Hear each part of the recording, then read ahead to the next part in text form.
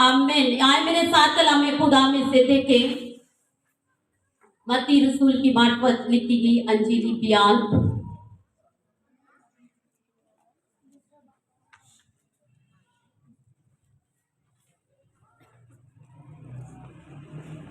उसका 16वां बाब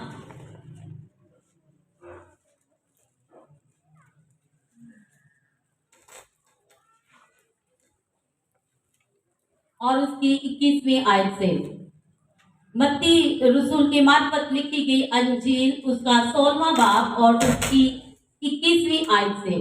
कलाम खुदा में यूं मरकूम है, उस वक्त से यीशु अपने शागिर्दों पर जाहिर करने लगा कि उसे जरूर है कि यरूशलेम को जाए और बुजुर्गों और सरदार काहिनों फकीरों की तरफ से बहुत दुख उठाए और कत्ल किया जाए और तीसरे दिन जी उठे।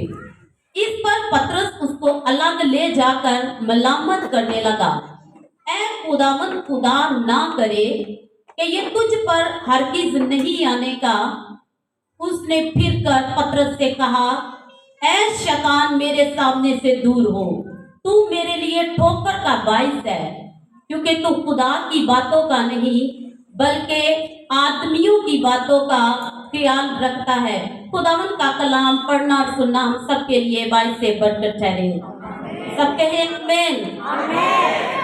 आज हम लोगों ने मत्ती रसूल की अंजील में से खुदा के कलाम को जो है इस विद को पढ़ा है, जहां पर खुदा यीशु मसीह जो यहोवा खुदा का बेटा है वो अपने शागिर्द, जैसे पास्टर साहब ने आज अपने शागिर्दों के अपनी टीम के ताल्लुक से बड़ी खूबसूरती के साथ जो है वो दर्जा बदर्जा उनकी पूरे साल की कारकर्दगी बताई है। और ये शागिर्द होना एक फख्र की बात है। आपके पास शागिर्द हो तो समझ लें कि आप वाकई ही खुदा के साथ चलने वाले और एक तालीम देने वाले शख्स हैं। यीशु मसीह को भी उसके शागिर्द रब्बी कहते थे, यानी कि उस्ताद कहते थे। और यीशु मसीह ने कहा कि मैं हूँ। यीशु मसीह ने क्या कहा कि मैं हूँ, यानी कि मैं एक उस्ताद हूँ। और उस उस्ताद का शागिर्द जो है आज अपने टीचर के साथ जब है, बहुत सारे शागिर्द उसके साथ हैं, लेकिन यीशु मसीह ने इससे पहले जो हम लोगों ने कलाम पढ़ा, इससे पहले पतरस से कहा कि ऐ पतरस, तू जानता है कि लोग मेरी बाबत क्या कहते हैं? तो पतरस ने कहा कि हाँ खुदावन, कुछ लोग कहते हैं कि तू एलिया है, कुछ कहते हैं कि तू पुराने नबियों में से जी उठा है, और कुछ कहते हैं कि तू यूहन्ना बपतिस्मा देने वाला है। तो यीशु मसीह ने उससे कहा कि लोग जो मर्जी मुझे कहते हैं, तू बता कि तू मुझे क्या समझता है। तो उसने कहा कि तू खुदा का कद्दूस है, यानी कि तू खुदा का बेटा है। तो यीशु मसीह ने उसके लिए क्या बोला कि ये तूने नहीं बल्कि रूह ने, पाक रूह ने तुझसे ये कहलवाया है, और मेरे खुदा ने ये तेरे अंदर बात रखी है। मतलब उसका बदन पाक है, उसके अंदर खुदा का रूह आता है, और वो खुदा के रूह में होकर बोल रहा है कि तू जिंदा खुदा का कद्दूस है। उसने अपने उस्ताद को बोला कि तू जिंदा खुदा का कद्दूस है, इसलिए मैं तेरा शागिर्द हूँ। तो खुदावंद ने, यीशु मसीह ने भी उसका नाम जो है फिर क्या रखा?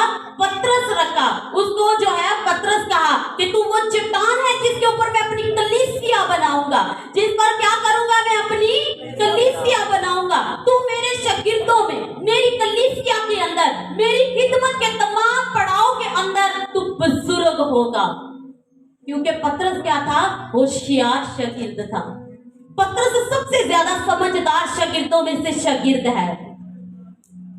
लेकिन आज जो मैंने कलाम पढ़ा है उसमें से यीशु मसीह ने उससे कहा, ऐ शैतान दूर हो, ऐ शैतान। आप मेरा साथ देंगे तो कलाम को समझना आपके लिए ज्यादा खूबसूरत हो जाएगा। ऐ शैतान। तो क्या इसका मतलब है कि पतरस जो है वो शैतान है? यीशु मसीह ने कहा पतरस को कि ऐ शैतान दूर हो। आज हम मजमून भी इसी के ऊपर बात करेंगे आज के ऐ शैतान दूर हो। शैतान जो है वो पतरस को जिंदगी के अंदर कैसे आ गया? इससे पहले ऊपर वाले अगर हवाला जात पढ़े तो खुदावन यीशु मसीह ने इस बात का इकरार किया कि ये बात खुदा के रूह ने तेरे अंदर डाली कि तू मुझे कहे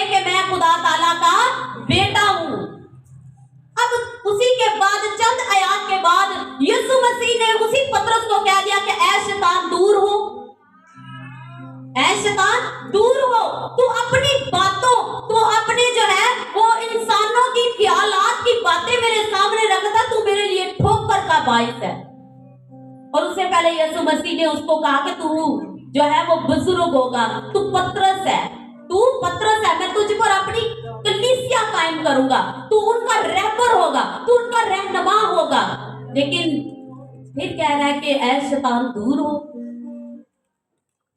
ये इब्लीस याद रखे कभी भी हमें छोड़ता नहीं है। पतरस का पता है कि ये कलीसिया का सरगर्म रुकम है, ये यीशु मसीह का बहुत ही जो है वो चहीता शागिर्द है। यीशु मसीह ने इसके ऊपर बड़ी उम्मीदें लगाई हुई हैं। यीशु मसीह ने अपनी खिदमत के बाद का सारा काम बोझ जो है वो इसके ऊपर रखा हुआ है। और ये शख्स जो है वो बड़ी चालाकियां भी दिखाता है, इसके अंदर बड़ी होशियारी है और बड़ी जल्दबाजी रखता है अपने अंदर। हर काम सबसे पहले खड़ा होकर करने की कोशिश करता है। तो शैतान याद रखे आपके तमाम तर एटीट्यूड को देखता रहता है, वो आपकी तमाम तर खूबियों से वाकिफ है। जिस तरह खुदा आपकी खूबियों से वाकिफ है, शैतान भी आपकी खूबियों से वाकिफ है और वो उनको पकड़ने की कोशिश करता है। जब यीशु मसीह ने अपने शागिर्दों से कहा कि मुझे दुख उठाना है, मुझे ये मुसीबतें सहनी है, बुजुर्ग और फकीर और फरीसी और काहिन क्या करेंगे, मुझे जो है वो तंग करेंगे, वो मुझे कत्ल कर देंगे और मैं तीसरे रोज मुर्दों में से जी उठूंगा। अब जो है पतरस वो पास ही खड़ा हुआ है, तो पतरस जो है वो जल्दबाज है, बड़ा होशियार है। वो सोचने लगा है यीशु मसीह मर जाएगा, वो मेरा साथ मर जाएगा, इसके लिए तो मैंने अपने बीवी, अपने बच्चों को, अपने माँ बाप को, अपने कारोबार को छोड़ दिया। लोग मुझे बाइक ताने देंगे, कहेंगे वो कितने गया आज तेरा साथ, कत्ल हो गया, बड़े शोभे थी। तो ये देखे वो परेशान है, वो क्या सोचते हैं, वो आदमियों के ख्यालात को अपने अंदर रखे हुए है। तो इब्लीस ने उसको क्या किया हुआ है, कैच कर लिया है। याद रखे पूरा आप जो नया अहदनामा पढ़े तो जहां जहां पर भी पतरस बोलता है इब्लीस उसको इस्तेमाल करता है। वो अपने उस्ताद की मौजूदगी में जितनी बार भी बोला है इब्लीस उसके अंदर से होकर बोला है। लेकिन कुछ जगहों पर उसने अपने खुदावन के नाम को भी जलाल दिया है। लेकिन जब तक वो अनॉइंट नहीं किया गया, जब तक उसने अपने मसीह का इकरार नहीं कर लिया, जब तक वो पाक रूह से नहीं भर गया, तब तक इब्लीस ने उसको नहीं छोड़ा है। पतरस खुदा का बहुत प्यारा शागिर्द है, लेकिन वो इब्लीस के भी शिकंजे के अंदर है। इब्लीस ने भी उसको पूरे तौर पर पकड़ा हुआ है। अब आप सोचेंगे पतरस खुदा का बरगजीदा बंदा है, वो बुजुर्ग है और उसको शैतान ने, जब पतरस को जो है वो शैतान नहीं छोड़ता है तो हमें कैसे छोड़ सकता है, खातमीन को कैसे छोड़ सकता है। वो बड़ी से बड़ी हस्ती को भी गिराने की पूरी जो है वो अपने अंदर ताकत रखता है और वो गिराता है। और कुछ लोग गिरते हैं, जरूरी नहीं है कि सब गिर जाए, लेकिन यीशु मसीह ने जब बताया कि देख मुझे कत्ल किया जाएगा और तीसरे रोज मुर्दों में से मैं जी उठूंगा, अब उसकी सोच जो है वो कत्ल के ऊपर आ गई है। क्योंकि इब्लीस ने, शैतान ने उसको जकड़ लिया, शैतान उसके अंदर से होकर बोल रहा है। यीशु मसीह पास है, लेकिन यीशु मसीह जानता है कि ये पतरस नहीं बल्कि ये कौन है, शैतान इसके अंदर से होकर बोल रहा है। और पतरस को ये नहीं याद है कि यीशु मसीह ने साथ ही मुझे कह दिया है कि तीसरे रोज मुर्दों में से मैं जी उठूंगा। मेरे पास खुशी की खबर है, मेरे पास जो है वो दिलेरी का पैगाम है, लेकिन उसका फोकस कहां पर आ गया, ठोकर का बाइस खुदा को करने वाला जो है उसने पॉइंट पकड़ा। ओहो खुदावन, वो मलामत करने लगा। कलाम में मैंने अभी पढ़ा कि वो यीशु मसीह को अलग ले जाकर मलामत करने लगा। अपने टीचर से मलामत करने का मतलब अपने टीचर से वो कहने लगा, ओहो उस्ताद जी आप ये कैसी बातें करते हैं, ऐसी बातें लोगों के सामने करने वाली नहीं है। आगे क्या होगा, बल्कि ये बताओ कि मेरी बादशाही ऐसी होगी, मेरे शागिर्द ऐसे करेंगे, मैं दुनिया को ऐसे कर दूंगा। वो अपने खुदा को, अपने उस्ताद को मलामत करने लगा। तो यीशु मसीह ने भी उससे कहा, ऐ शैतान दूर हो, तू मेरे लिए ठोकर का बाइस बनता है, तू आदमियों की बातों का ख्याल करता है। तू क्या करता है, आदमियों की की बातों का ख्याल करता है। हम दुनिया में रहकर आदमियों की, लोगों की बातों का ख्याल करके इब्लीस को, शैतान को मौका देते हैं और खुदा की हजूरी के पास से निकल जाते हैं। पतरस की जिंदगी के अंदर भी ऐसा ही होता रहा है। पतरस जब भी बोला है, इब्लीस उसकी जिंदगी के अंदर एंट्री करता ही चला आया है। यीशु मसीह ने सारी रात जो है वो पहाड़ के ऊपर जो है वो दुआ की, और वहां पर क्या हुआ कि पतरस ने देखा कि या मेरे उस्ताद के साथ जो है मूसा और एलिया बातें कर रहे हैं। वहां पर उसका चेहरा बदल गया है। तो एकदम से पतरस के अंदर से इब्लीस होकर बोला। इब्लीस दुनियादारी की बातों के अंदर जो है वो पतरस को लाता है। वो उसके अंदर होकर बोला, कहता है, उस्ताद को मशवरा देना शुरू उसने कर दिया यीशु मसीह को। कहने लगा कि उस्ताद कितना अच्छा हो कि यहाँ पर हम लोग डेरे लगाए, एक मूसा का, एक तेरा और एक एलिया का। तो यीशु मसीह इससे पहले कि उसके कुछ बोलता, यहोवा खुदा ने वहां से मुदाखलत की। यहोवा खुदा ने जो है वो पतरस के अंदर मौजूद इस इब्लीस को, क्योंकि अगर वहां पर डेरे लगते ना तो आज सबसे ज्यादा दुनिया ने वहां पर जियारत करने के लिए जाना था। लेकिन वहां पर यहोवा खुदा ने जो है वो पतरस की जिंदगी के अंदर मौजूद उस इब्लीस, उस शैतान के साथ मुदाखलत करके उसको बोला कि तू अपनी ना चला, बल्कि क्या है, आसमान से आवाज आई, ये मेरा प्यारा बेटा है जिससे मैं खुश हूं, इसकी सुनो। हम यीशु की नहीं सुनते हैं। हमें पता ही नहीं चलता है कि कब शैतान हमसे बात कर रहा है और कब खुदा का रूह हमसे बात कर रहा है। यहोवा खुदा ने भी मुदाखलत कर दी पतरस की जिंदगी के अंदर, क्योंकि पतरस जो है वो बहुत जोशीला है। उसके अंदर जो है वो इब्लीस जो है ना, क्योंकि उसको पता है मेरा उस्ताद मेरी बात को सुनता है। उसके शागिर्द भी जो है वो पतरस की बात को फॉलो करते हैं। वो अपने शागिर्दों के लिए बोलता है, उसके अपनी पूरी टीम के लिए। तो अब शैतान भी फिर उसको पकड़ देता है। शैतान बार बार पतरस को पकड़ रहा है, लेकिन बार बार जो है वो गाली पाता है, क्योंकि उसका उस्ताद कादरे मुतलक खुदावंदों का खुदा और बादशाहों का बादशाह है। हालेलुया। वो आया किस लिए है? उसका उस्ताद आया ही इसीलिए है ताकि शैतान के कामों को मिटा दे और उसके मंसूबों को फेल कर दे और अपने लोगों को आसमान की बादशाही में दाखिल कर दे। वो यही तो करने के लिए आया है। और इब्लीस यीशु नासरी को पतरस के जरिए से बार बार तंग करता है। उसने उसको एक पल के लिए भी नहीं छोड़ा है। अब पतरस को जब यीशु मसीह आसमान पर चला गया, जाने से पहले जब जिंदा हो गया, तो फिर भी क्या है, जब जाने लगा यीशु मसीह, तो यूहन्ना की अंजील के आखिरी चैप्टर के अंदर लिखा है, तब यीशु मसीह ने पतरस से कहा, जब उसको इकरार करवाया है, तो उसको कहा है कि ऐ पतरस, देख तू बुजुर्ग होगा, तू मेरी भेड़ों की निगाहबानी करेगा, गल्लाबानी करेगा। इतनी बड़ा उसको इख्तियार दिया है। पतरस को कहा कि देख, जो कुछ तू जमीन पर बांधेगा वो आसमान पर बांधा जाएगा, और जो कुछ तू जमीन पर खोलेगा वो आसमान पर खुल जाएगा। यीशु मसीह ने उसको इतना इख्तियार दिया, और फिर उसको कहा कि तू भी क्या है, तेरी भी जो है वो शहादत तू नोश करेगा और तेरे हाथों को खींचा जाएगा। पतरस को खुदा कह रहा है, तुझे मौत आएगी, तू शहीद किया जाएगा। अभी यहाँ पर बैठे हुए अगर हम किसी को बोल दें कि बहन कल तू मर जाएगी, तो वो फिर सोचे उसका क्या हाल होने वाला है। अब पतरस इतने जोश के साथ खुदा के साथ चल रहा है, और उसको क्या कहा जा रहा है, तू शहीद होगा, तेरी बाहें खींची जाएंगी और तू जो है लटका दिया जाएगा, तू मेरे लिए शहीद होगा। तो पतरस इधर उधर देख के तो एकदम से शैतान उसके दरमियान में, उसकी जिंदगी के अंदर फिर आ गया। उसने कहा मैं मरूंगा, तो उसने कहा मैं तो मोहब्बत करता हूँ, यीशु मसीह मेरी टीम में मौजूद इस यूहन्ना से भी तो बड़ी मोहब्बत करता है। कहने लगा खुदावन, फिर इसका क्या हाल होगा अगर मैं मरने वाला हूँ। ये सोचे कि उस बुजुर्ग खुदा के बंदे को भी शैतान नहीं छोड़ रहा है, उस कादरे मुतले को खुदा की मौजूदगी में। तो यीशु मसीह को पता था कि मैंने पतरस को नहीं जवाब देना। उसने उस इब्लीस को बोला, उसने बोला कि क्या कर, तुझे इससे क्या लगे, उसको शायद हमेशा के लिए मैं जिंदा ही रखूं, उसे मैं हमेशा के लिए जिंदा रखूं, तुझे उससे क्या, तू चल और अपना काम कर और मेरी भेड़ों की गल्लाबानी कर।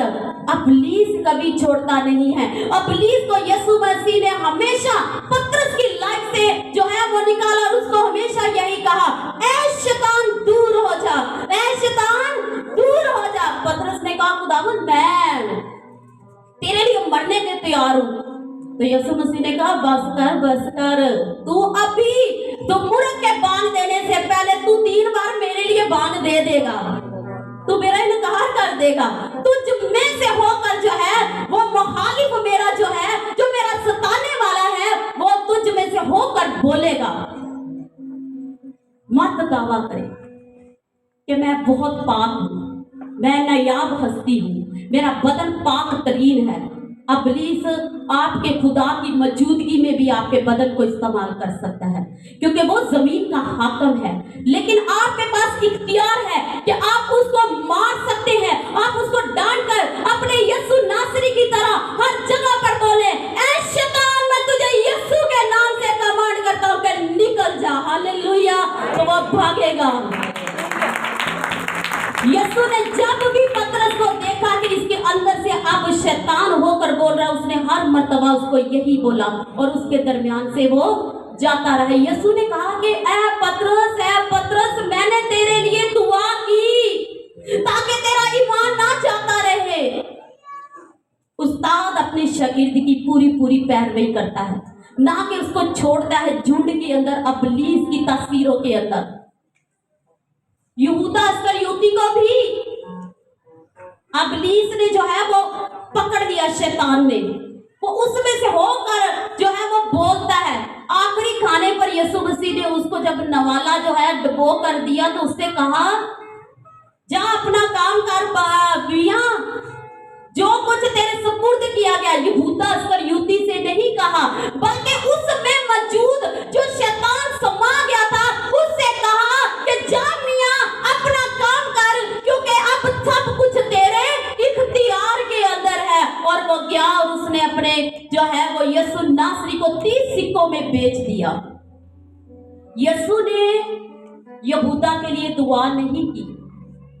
अगर करता उसमें से भी उस शैतान को निकालता और उस शैतान को कहता कि ऐ शैतान मेरे बंदा, मेरे शागिर्द यहूदा में से निकल जा, तो वो भी पाक साफ होता और वो भी ये काम ना करता। लेकिन शैतान आपकी जिंदगी के अंदर काम करता है, लेकिन जरूरत इस बात की है कि आप उसको कमांड कितना करते हैं, आप उसकी पहचान कितनी रखते हैं। हमें इब्लीस की पहचान ही नहीं है।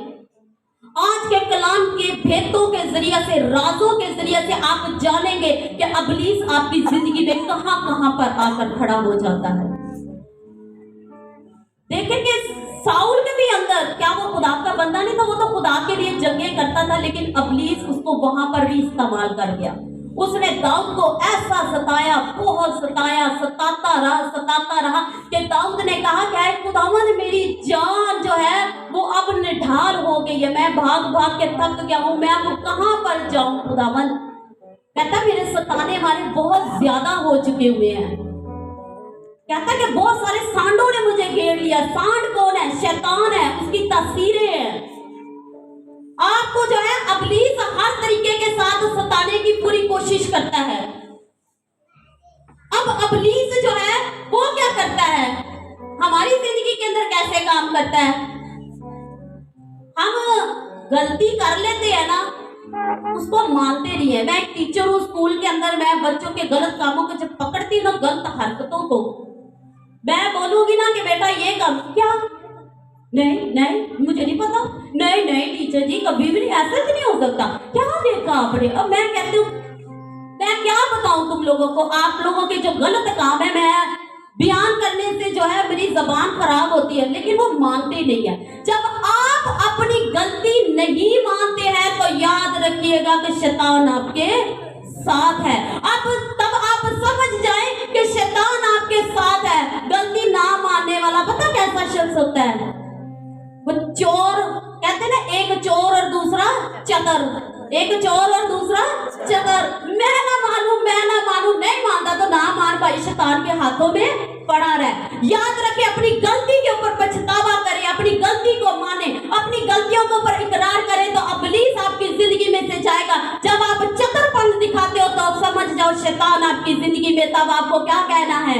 तब आपने कहना है, ऐ शैतान यीशु नासरी के नाम से, यीशु के नाम से आपकी गलती जो है वो माफ की जाएगी। आप डिलीवर हो जाओगे इस गलती से।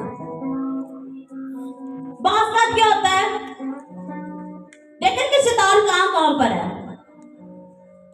चर्च के अंदर बेटी बड़ी दुआ करने वाली, बड़ी दुआ करती है, जय यीशु की, और गीत गाती है, खुदा की वर्शिप करती है, और दुआ के आगे जो है उसका तो सामने को ठहर नहीं सकता है। लेकिन क्या होता है कि कलीसिया का एक ही लड़का खड़ा होता है, कहता है वो बहन आप बहुत जबरदस्त वर्शिप करती हैं, आप बड़ी अच्छी दुआ करती हैं, आप और मैं मिलकर खूब दुआ करेंगे, लेकिन उसके लिए क्या करो, आप अपने माँ बाप को मेरे घर भेज दो, मैं आपके माँ बाप को अपने घर भेज देता हूँ, मिलकर खूब वर्शिप करेंगे। खुदा के मसबे को नापाक करके रख देते हो। जब ऐसी हरकतें आप करते हो, या आपके यीशु ने क्या किया, उसने तो जानवरों के लेन देन करते हुए में अपने खुदा की हैकल की गैरत खाकर उसने कहा कि मेरे खुदा के घर को तुमने डाकुओं की खो बना दिया है। लेकिन हम लोग क्या कर रहे हैं? सबको पता है कि चर्च के अंदर कैसी गंदी गंदी हरकतें करते हैं हम लोग। लविंग पॉइंट बना के चर्च को रख दिया हुआ है।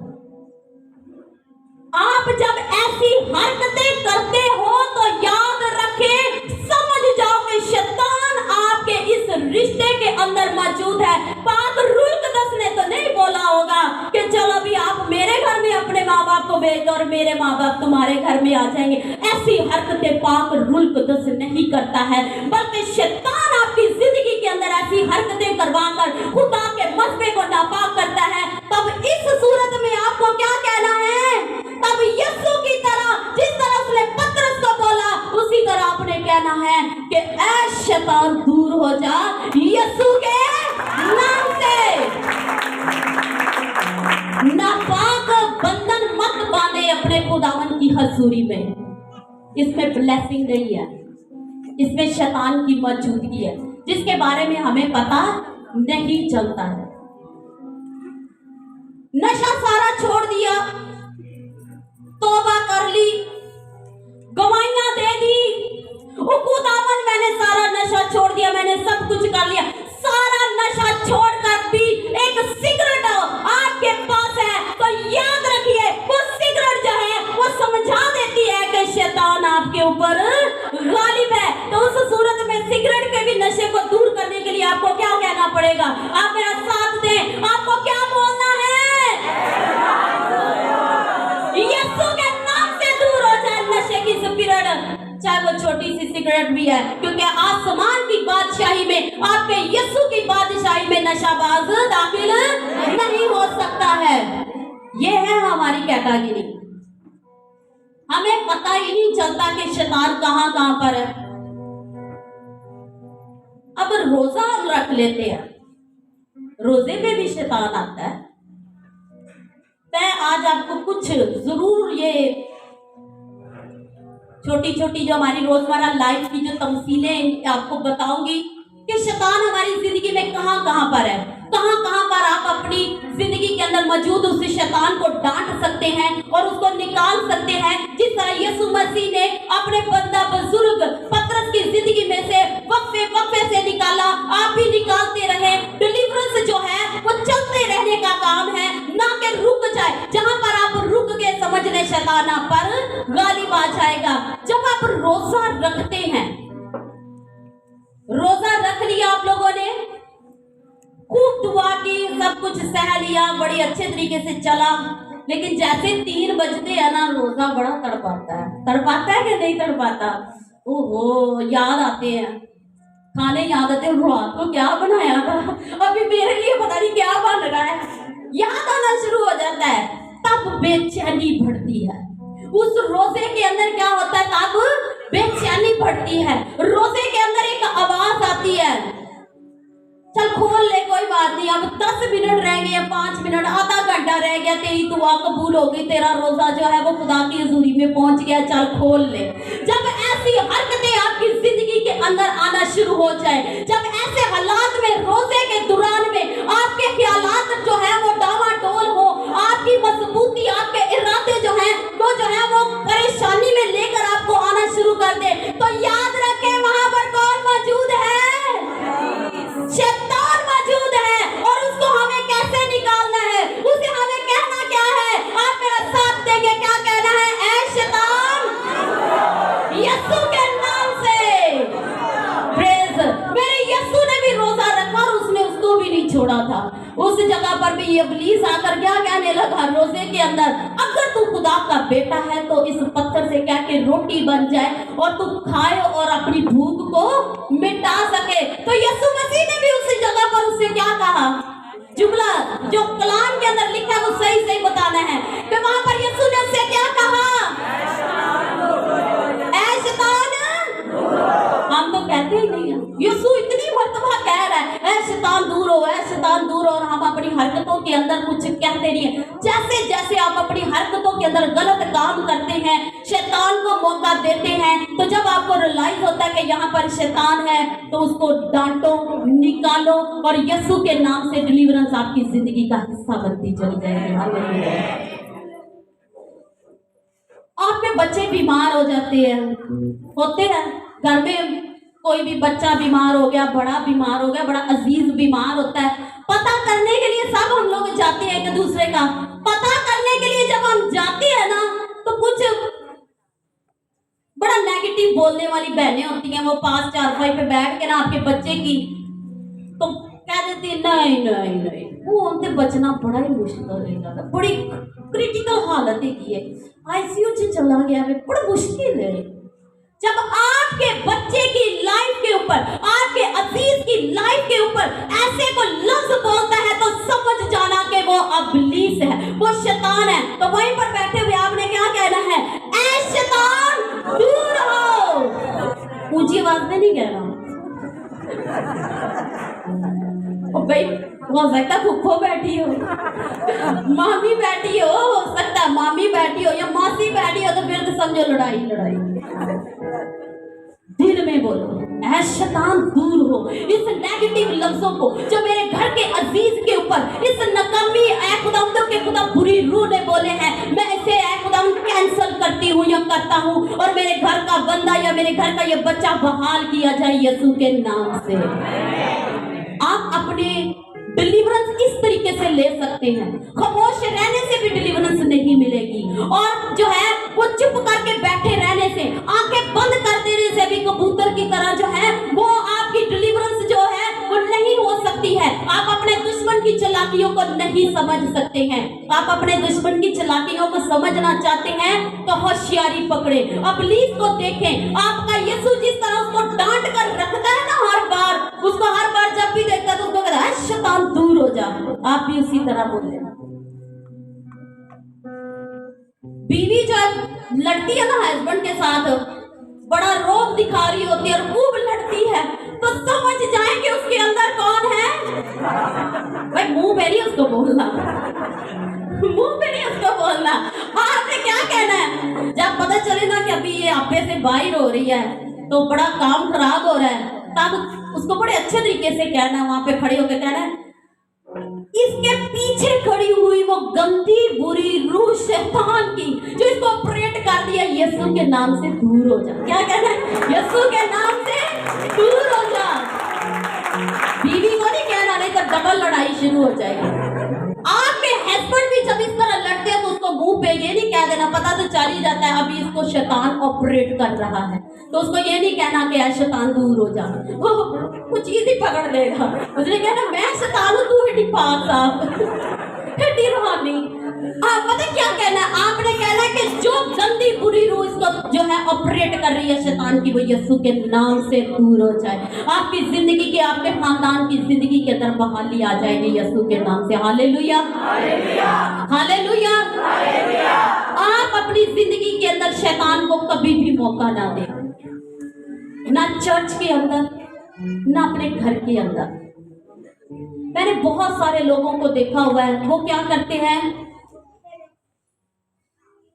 वो जब शादी में जाते हैं ना तो दूल्हे दुल्हन को आंखों लेंस लगा लगा के फाड़ फाड़ के देखते हैं, ये दुल्हन है, इसका ड्रेस ये, दूल्हे का ये। फौजी वाले घर के अंदर जाए, अपनी आंखों के अंदर हम जो है वो आंसू भर लेते हैं कि हम अफसोस ज़दा हालत के अंदर है। लेकिन घर के अंदर शैतानी को काम हो रहा हो ना, फिर आंखें ना हम खोलते हैं ना हम लोग रोने वाली कर देते, बल्कि बंद कर देते, खसमा रुका हुआ आपके मत शैतान को मौका दो, मत शैतान की बातों के ऊपर जो है वो अपनी आंखों को बंद करो, बल्कि शैतान अपने को पहचानो। आपका शैतान इसलिए कह रही हूँ कि ये हमें छोड़ता नहीं है, ये हमारे साथ साथ चलता है, लेकिन आपने क्या करना है, उसको अपनी जिंदगी से दूर कर देना है, और वो आपकी जिंदगी से जाएगा जब आप उसको कमांड करेंगे यीशु के नाम से। हालेलुया। अपने घर की अंदर जो है, अपनी जिंदगी के अंदर जो है इब्लीस को निकालो। कैसे निकालना है? बहनें झाड़ू पकड़ती है, जैसे घर के अंदर सफाई करती है ना, ऐसे ही सफाई उसकी करनी है। जैसे वो कोनों में से निकालती है, जाड़े निकालती है, और फिर वो क्या करती है, वो स्क्रैपर पकड़ती है और उस गंद को स्क्रैपर के ऊपर डालकर जो है वो पकड़ती है, डस्टबिन में डालती है।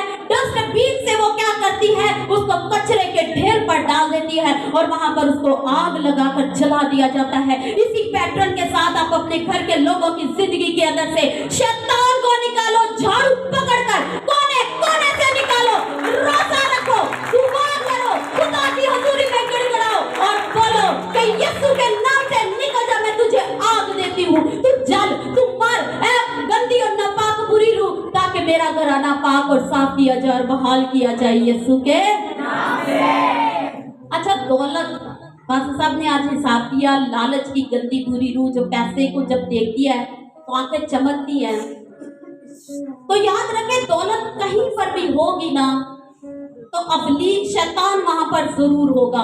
वो क्या करेगा, अगर दौलत है और उस दौलत से आप ऐश और इशरत करते हैं तो वो आपकी दौलत के ऊपर भी सांप बैठा हुआ है, इब्लीस सांप की शक्ल में वो बैठा हुआ है, और वो क्या करेगा, आपको खुदा की हजूरी से दूर कर देगा। अच्छा, अब शैतान की भी कैटेगरी है, मैंने आपको शैतान का बता दिया कि उसको भगाना कैसे है, वो हमारी जिंदगी में कहां कहां पर किस किस तरीके के साथ जो है वो दब कर बैठा हुआ है। शैतान जो है वो ये नहीं देखता कि ये बुजुर्ग है, ये पादरी है, ये नाबालग है, ये नासमझ है, ये पढ़ा लिखा है या अनपढ़ है, वो सबको एक ही लाइन में खड़ा करके ऑपरेट करता है और अपनी बादशाही में लेके जाना चाहता है। लेकिन जो जोर मारता है, जो जंग लड़ता है, जो गाली मारता है, वो खुदा की बादशाही का फर्जंद बन जाता है। हालेलुया। इब्लीस की कैटेगरी दो तरह की है, एक इब्लीस बड़ा वाला होता है और एक इब्लीस छोटा वाला होता है। शैतान जो है एक बड़ा है और एक छोटा है।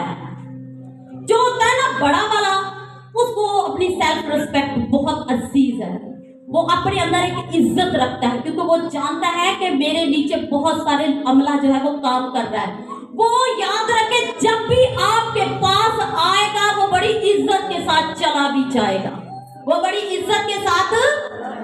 यीशु मसीह ने उसको क्या बोला, पतरस के अंदर जब आया तो उसने उसको बोला, ऐ शैतान दूर हो, तो चला गया।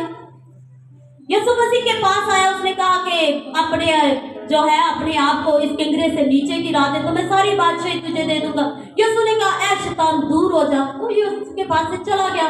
रोटी का उसने बोला तो यीशु ने कहा, ऐ शैतान दूर हो, वो चला गया। पतरस के दरमियान अंदर से जब भी बोला है उसको बोला खुदा ने, तो वो चला गया, क्योंकि वो बड़ा शैतान था, क्योंकि वो जानता था कि मैं नूर के बादशाह यीशु के सामने पड़ा, उसके सामने छोटी चीजें नहीं आ सकती थी। शैतान छोटा नहीं आया, बड़ा आया है। बड़ा शैतान खामोशी से जाता है, लेकिन जो छोटा शैतान है हलचल मचाता है, शोर मचाता है, उछलता कूदता बंदरों की तरह तड़पाता है। मैंने बहुत सारे लोगों को ऑनलाइन होते हुए देखा हुआ है। याद रखें, ये शैतान की पहचान है। जब छोटे शैतान आते हैं, मुअक्कल आते हैं, उसकी छोटी तस्वीरें आती हैं, वो जितना तड़पती हैं वो उतनी ढीठ होती है। छोटा शैतान ढीठ होता है, बड़ा शैतान जल्दी जाता है। बड़ा शैतान और छोटा शैतान और बड़ा उछलता है, चीखे मारता है, ओए ओए ओए, सोए हुआ को जगा के रख देता है। इर्द गिर्द जब यहाँ पर मैंने देखा हुआ बड़े बड़े, इसके अलावा भी मैंने बाहर बड़े केस ऐसे देखे हुए हैं जो जितना तड़पता है। मैंने जो है वो एफजे ग्राउंड में एक लड़के का केस देखा था, पास्टर साहब के पास आया था, उसने पूरा एफजे ग्राउंड जो था ना वो छान मारा था। उसके अंदर एक छोटी चीजों का, छोटे शैतानों का लश्कर था। गरासीनिया के इलाके को के शख्स को देख ले, उसके अंदर लश्कर था। शैतान बड़ा एक ही आता है, लेकिन छोटी छोटी चीजें लश्कर बन जाती है और वो गरासीनिया के इलाका के आदमी जैसा हाल करवा के शैतान रखता है और वो तड़पाता है। उसने उसको नंगा करके रखा हुआ था, 10 इलाकों को उसने डिस्टर्ब किया हुआ था, पत्थर मारता था, चीखता चिल्लाता था। ये इब्लीस छोटा वाला है जो बहुत ढीठ और निकलता नहीं है। और याद रखें, छोटे इब्लीस के लिए आपने क्या करना है, हमेशा उसके ऊपर फायर जो है वो देनी है। और बड़ा शैतान तो वैसे ही चला जाता है। और फायर क्या करनी है आपने कहना है, ए नशे की गंदी बुरी रूह मैं तुझे यीशु के नाम से पाक रूह की आग देती हूँ। Holi ghost, Holi ghost, Holi ghost, Holi ghost. ये ढीठ और नकम्मी और जिद्दी और उछलने कूदने वाली और चीखने चिल्लाने वाली गंदी बुरी रूह जो इब्लीस के वोकर है, जो छोटी चीजें हैं जो शैतान की, वो ऐसे फिर भागेंगी यीशु के नाम से। हालेलुया। ये आपको मैंने यीशु के फर्जंद होने, आप क्योंकि दावा करते हैं हम यीशु के फर्जंद हैं, और हम हैं। और जब हम यीशु के फर्जंद हैं तो हमें अपने दुश्मन इब्लीस की पहचान होनी चाहिए। आपको पता होना चाहिए कि हमें अपने दुश्मन इब्लीस को जानते हुए उसको कैसे जो है वो भगाना है। आए हम अपने खुदावंद की हजूरी में दुआ करेंगे, अपने सरों को झुकाएंगे और कहेंगे कि ऐ खुदावंद तेरा शुक्रिया आज के इस कलाम के लिए, आज की इस बड़ी बात के लिए जो तूने अपनी बंदी के मुंह से होकर हमारे लिए रखी, कि हमने अपने दुश्मन इब्लीस को, शैतान को कैसे दूर करना है। जैसे तूने हमारी जिंदगियों के अंदर है खुदावंद के खुदा कलाम को रखा, इस पर अमल करने का भी हमें भारी फजल देना। हालेलुया। मेरे पीछे बोले, ऐ खुदावंद आज मेरी जिंदगी के अंदर तेरा कलाम बोले, ये हमेशा मेरे साथ रहे। कोई गंदी बुरी रूह तेरे कलाम को मुझसे छीनने ना पाए। ऐ खुदावंद आज मैं शैतान को बता दूंगी मेरी जिंदगी में आपका शोर कम है, क्योंकि आप जानते नहीं कि आपका खुदा ऊंचा है। आपका खुदा ऊंचा, आपका शोर ऊंचा होना चाहिए। बोले मेरी जिंदगी में, मेरे घर में, मेरे बच्चों में, मेरे किचन में, मेरी ब्यूटी में, मेरी ब्यूटी में, मेरे रिज़्क में, मेरी दौलत में, ऐ शैतान तू ठहरने नहीं पाएगा, तू ठहरने नहीं पाएगा। मैं तुझे आज आग देती हूँ, निकल, निकल यीशु के नाम से। ऐ शैतान दूर हो जा यीशु के नाम से मेरी जिंदगी में से। और अब तू मेरी जिंदगी में नहीं आने पाएगा, क्योंकि मैंने अपनी रूह, जान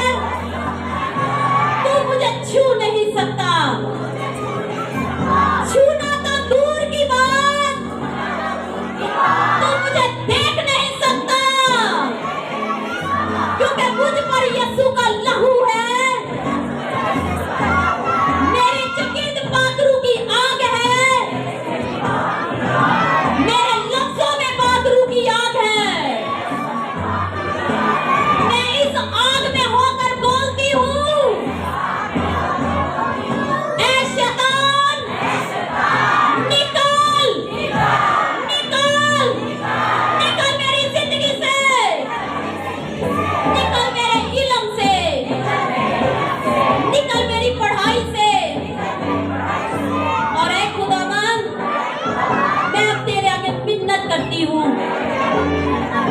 2023 का ये साल जहाँ जहाँ पर भी शैतान ने मुझे ऑपरेट किया, मैं नहीं जानती थी, लेकिन आज तेरे कलाम के वसीला से मैंने जान लिया कि वो किस तरह मुझे ऑपरेट करता रहा है। मैं आज उसकी हर ऑपरेटिंग के ऊपर